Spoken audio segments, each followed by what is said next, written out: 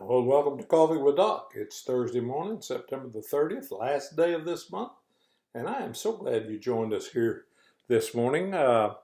This has kind of been a weird week because we've done a little bit different than what I normally do, and I'm not real comfortable doing this kind of teaching, but I think it's necessary for us to understand how we developed a flesh pattern, a uh, fleshliness, a dependence on the flesh. And we read from Philippians chapter 3 to start the week that we cannot depend on the flesh, but rather we have to depend on the Lord. Now, how is it that we have Christ in our life and yet we still depend on the flesh? Well, we have to understand how that flesh pattern developed. And we've talked about that 9 steps in developing a flesh pattern in our lives. And remember, we were created by God with a need to be loved. That we start out with that desperate need to be loved and accepted. But what happened is we entered planet Earth. We came into this world with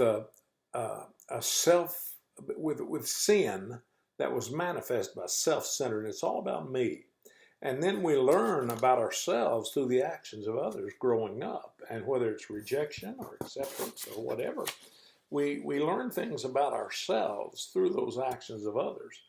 And what happened is because of that, we develop a unique personality, our mind, emotion, and will. Remember, I talked about our mind, our emotion, our will, our thinker and our feeler and our chooser.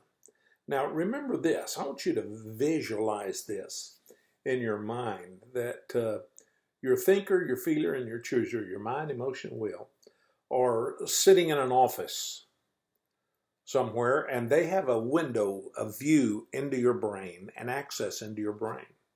Remember, they're coming from the soulish dimension, not the physical. But they have access there. And chooser is the big boss. He's sitting behind the big desk. And thinker and feeler, your mind and emotion, are really just consultants. They recommend things. The thinker says to the chooser, I think you're being rejected.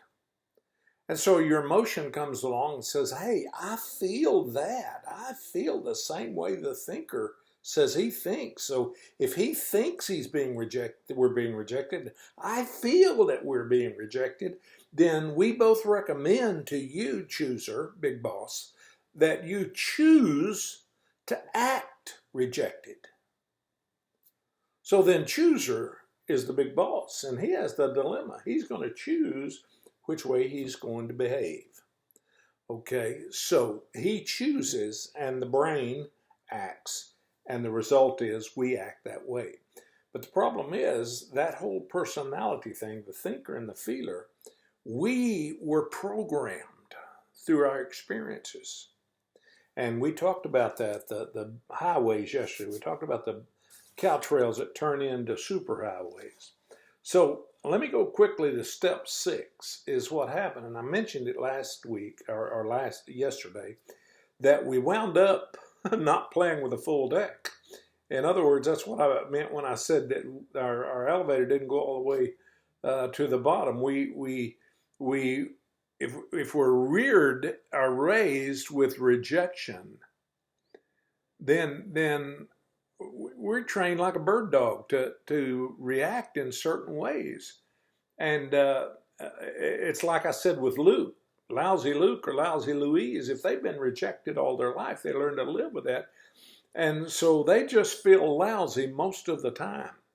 And they're not playing with full deck because the whole thing is out of kilter. Which means step 7, we get stuck in a rut. You see, whereas we start out playing with 10 points, Luke, who feels rejected all of the time, he's only playing with 3 points, and he feels more easily rejected than others around him, and he concludes that he may be weird or whatever, but after all, he can't help it. That's just the way he is. How many times have you said that? I can't help it.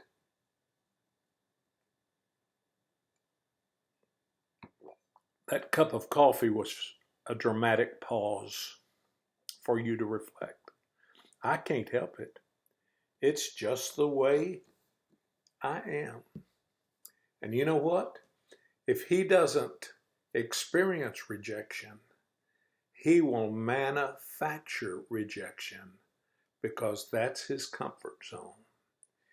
Looks at everything and everyone through the lens of rejection. And if he ever experiences love, he'll latch onto it and suck the life out of it. He'll become moody. He'll vacillate from feeling good to feeling bad. And I don't know if any of you find yourself in this position, but I'm telling you, I've met hundreds of people who felt rejected, who felt unloved, who felt alone, because that's the way they were brought up. And they developed the dependence on the flesh, and the flesh has let them down.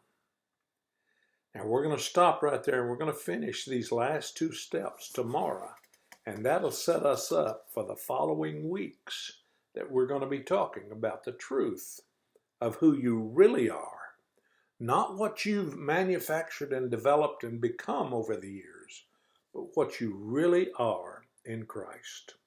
God bless you. Another dramatic pause, and we'll see you in the morning to wrap it up on Friday morning. God bless you. Have a great day today.